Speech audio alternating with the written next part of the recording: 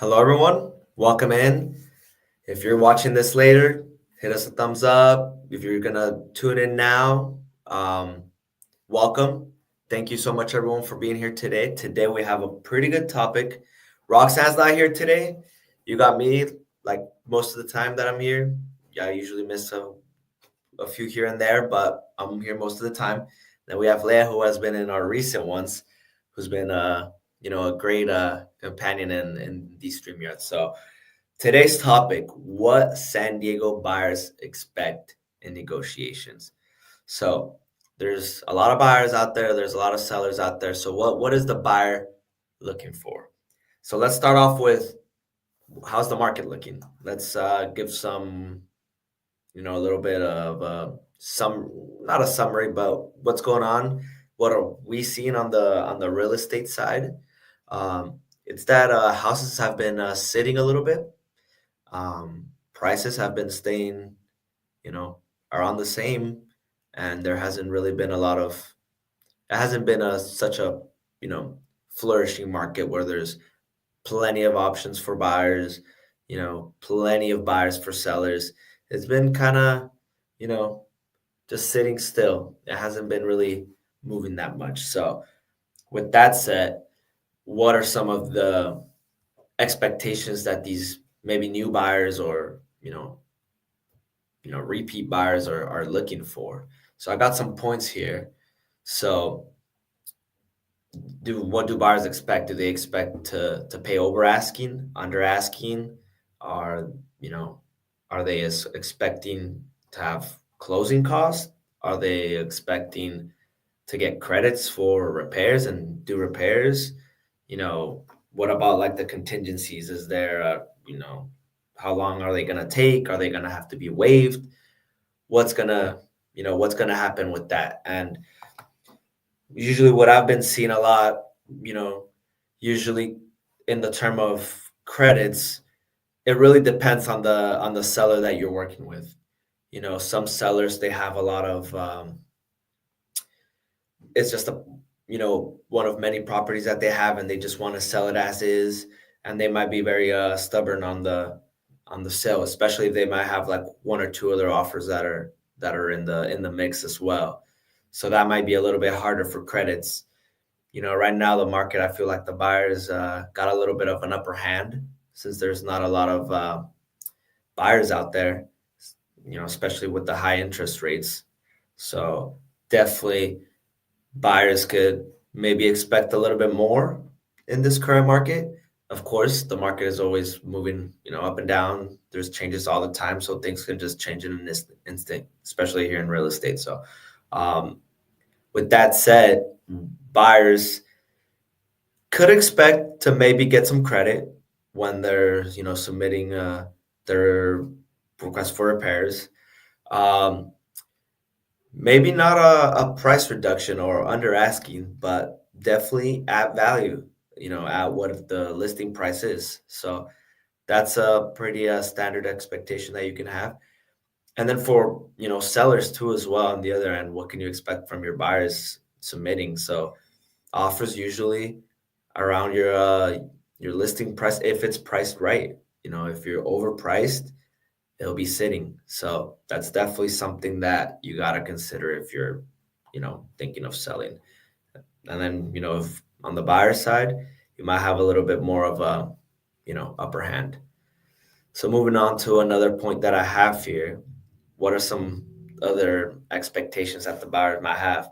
You can base them off the neighborhoods, that the age and the condition of the home. There's other expectations if there's, ADUs, solar panels on the property. Like, what are some differences? So if you're in, let's say, Del Mar, where we have another one of our offices, um, you might expect to have to submit a very competitive offer, um, while somewhere where the location might not be as great, you might, as the buyer, have a little bit of the upper hand against the seller. So things can change, and and location is such an important part of the what buyers are looking for. the condition too. If the house is a fixer, there might have to be some credits that the buyer is expecting. So as a seller, you can expect your buyer to want some credits to get those things fixed. Uh, how many led do you see a lot of fixers? I know you do a lot of comms and get a lot of data for San Diego for fixers. You know, out of the list Yeah. that we get, how many do we? I would say we get a good amount of fixers, right? Yes, actually, location is really one of the factor when Yeah, it comes to buyer expectations regarding on price. exactly. So when it comes to luxury buyers in Del Mar, we prioritize the conditions and the lifestyle Okay. perks, Yeah, yeah, while the first-time buyers in East County might focus on the budget and repair exactly. credits. Yeah, exactly. Yeah, just like how I was saying. Yeah, the credits, if it's a little bit more of a fixer house, not such move-in ready as it could, there might be a credit that the buyers will be expecting from the seller. And at the end of the day, it could it could make or break the deal. So that's definitely something to consider when you're negotiating with Mm-hmm. buyers or sellers, because you know you don't want to go into a house and have to do all this work, and a credit will kind of give them a little push and give them a little bit more confidence that they can take on those repairs and fixes for the property. So very important, and good expectation to have as both the buyer and the seller.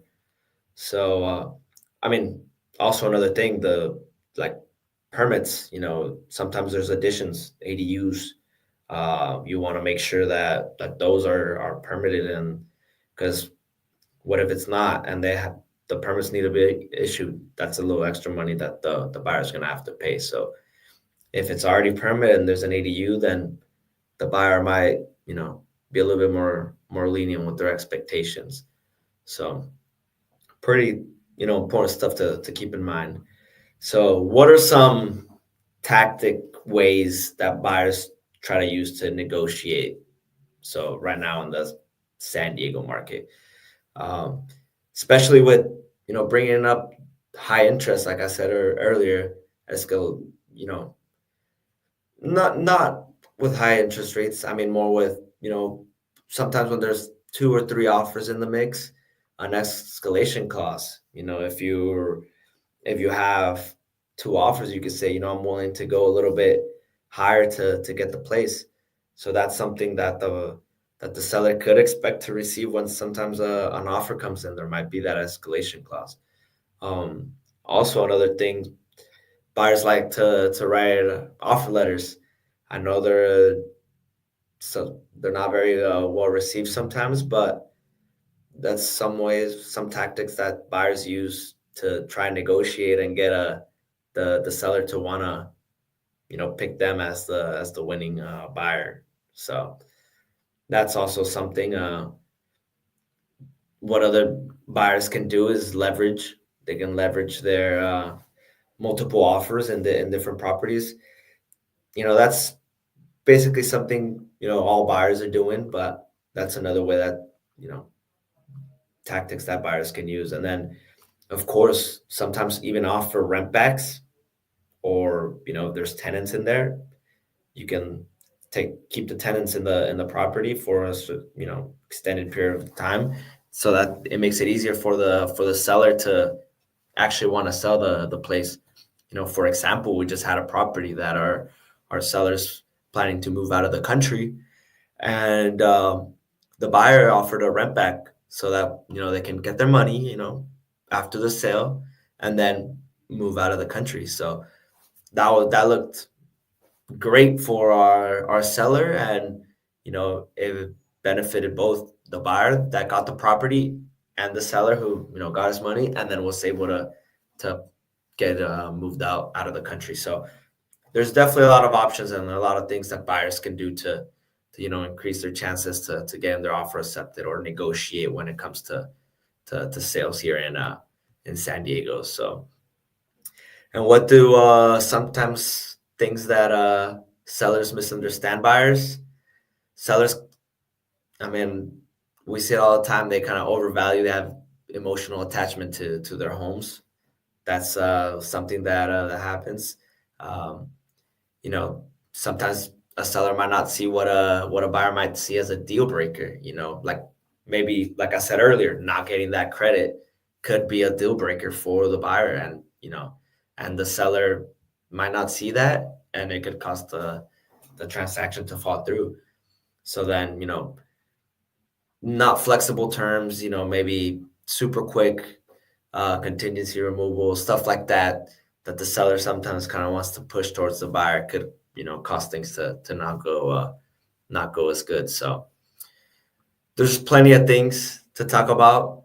It's a very, you know, psychological the factors and emotional factors that take into play. So sometimes the buyer, I wouldn't say like extremely competitive market, but there's buyers fatigue too. When you're going around looking for a bunch of properties, it might be difficult for the buyers to be able to see all the different options that they are, and it could, just make the buyer be a little bit more tired, be more tired, and not be as present and maybe as excited to purchase their home. So there's plenty of other things to talk about. Let me see here. Let me check my list here. I know I have some other stuff to talk about. Um,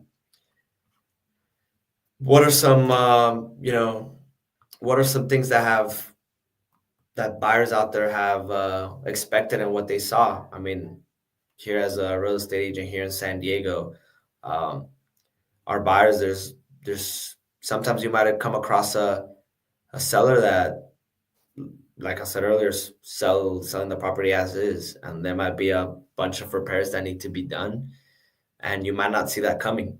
So you might do a lot of inspections, and even there could be $50,000 worth of work, $60,000 worth of work, and you might not get a credit. So that's always something that you know that the buyers sometimes might not expect, and they might be surprised by that when they see those inspections come through, and and it could ruin the transaction. So just it might, like I said, marketing wise too, they might see the place virtually staged. It looks pretty nice, and when it comes to the inspection, uh, there might be a lot of stuff that wasn't really shown in the pictures, or when you saw it, you weren't able to pick it up.